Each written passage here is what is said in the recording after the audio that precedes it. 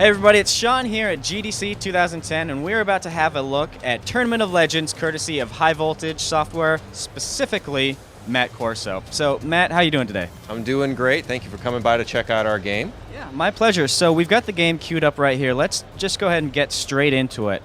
Just sort of guide us through the menus that you've got going on here. Well, just basically we have a practice mode, so folks who haven't played the game before can go through and learn about some of the moves. There's versus modes, so that two people can play together. Josh Olson and I will play here. There's also a story mode, a full campaign mode for each character in the game, which includes a story for the characters that's told by cinemas, so that you can tell, what the character is about and learn a little bit about some of their backstory. So we're going to jump into the versus mode. And Josh and I are just going to move through and choose a couple characters. As you see, we have a whole bunch of cool characters to select in the game. So there's Volcanus, who's the robot, astounding bronze automaton. We have Narcia, who's basically like our Medusa character.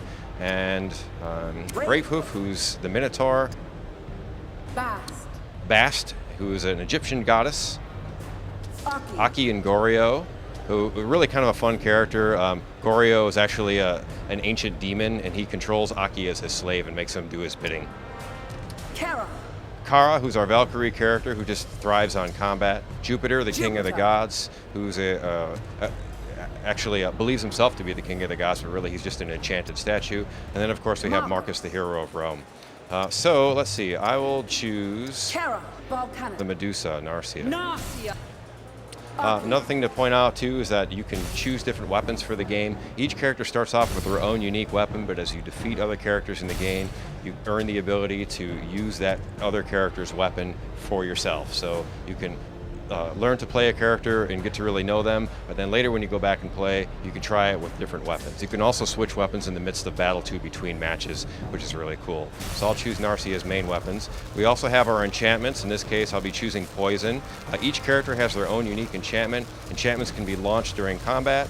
There we go. And you can also rearm enchantments in the midst of battle too, while you're between matches. So let's go ahead and choose from some of our many environments that we have available in Tournament of Legends. Ice Cave, Jupiter's Garden, Eternal Forest, Netherworld. But let's go ahead and go to Atlantis. Narcia versus Aki. So some of you may remember from the Conduit, High Voltage actually set out originally to do some really brilliant things using the Nintendo Wii's hardware.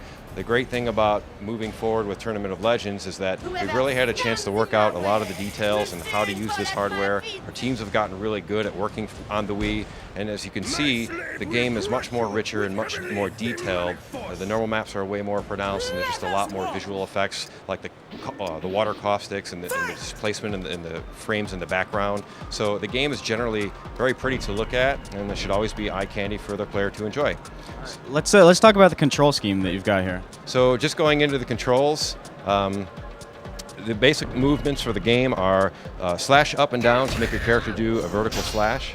Horizontal slash is by moving left and right using the Wii remote. Using the nunchuck will slash your left-handed weapon. If you're using a shield, you do a shield bash. And really, those are your basic controls for the game. B will allow you to strafe around the screen, so I can avoid my opponent. Oh, this is a mini game. These are the guardians of the scene, and in this case, this guy actually just took us while we were giving our demo, but really what we need to do is try to fend him off. So let's go back to combat. So we have blocks, and if the blocks are done at just the right time, they turn into critical blocks, which actually knocks your opponent off balance, giving you the edge of combat so that you can go in and take an attack. Let's see, so we also have specials. Each character has 4 specials that they can use. The specials are launched by pressing A and pushing up, down, left, and right on the nunchuck control stick. So let's go ahead and press A and push up for Narcia, which turns my opponent into stone, making him vulnerable to my attacks. There we go. Go ahead and try it again, Goryo. There we go. The seconds do pass. Launch a swarm of snakes at my opponent. 3, 2, 1. Oh, there are mini games that allow you to fix your armor and regain some health that occur between rounds. turning the nunchuck control will actually make your health come back, and then by moving the Wii remote up and down, you'll bang out the dents in your armor and replenish your armor. The characters do have armor that affects their damage in combat. So you see up in the character window screens in the upper left and right portions of the screen, the bars right now, I can't see the status because I have a gray screen in front of it. But as the status goes from green to yellow to red, that means that your armor, there we go, is actually being broken, and your character is more susceptible to attacks. Aki is up. So additionally, let's go ahead and launch some enchantments. So I will launch Medusa's Poison. Striking my opponent poisons him. Oh.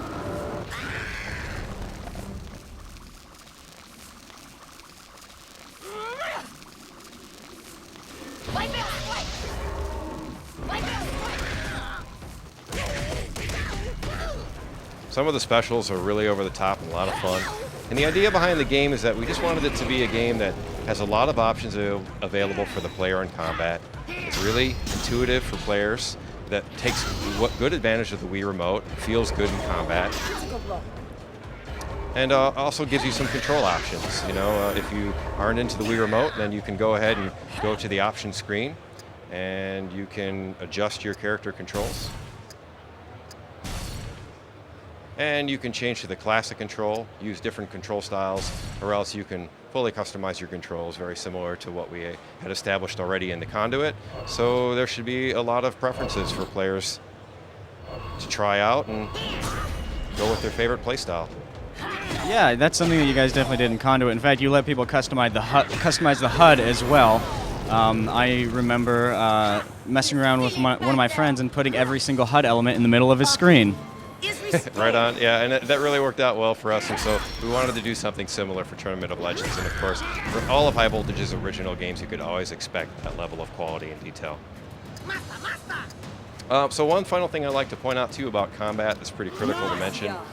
You'll notice there's a foreground and background character. Basically, the foreground character has a little more of an edge in combat because the Wii controls are a little more intuitive with the left and right hands. But of course, if Josh power strikes me, it flips the camera and turns the odds back into his favor. 2, 1. All right, guys, that's your look at Tournament of Legends for the Wii. Matt, before I let you go, when is the game out in stores? The game is due out in stores this June-ish. All right, June-ish. Sounds good. So that's your look at Tournament of Legends. Again, make sure to check out even more GDC coverage at gdc.gamespot.com.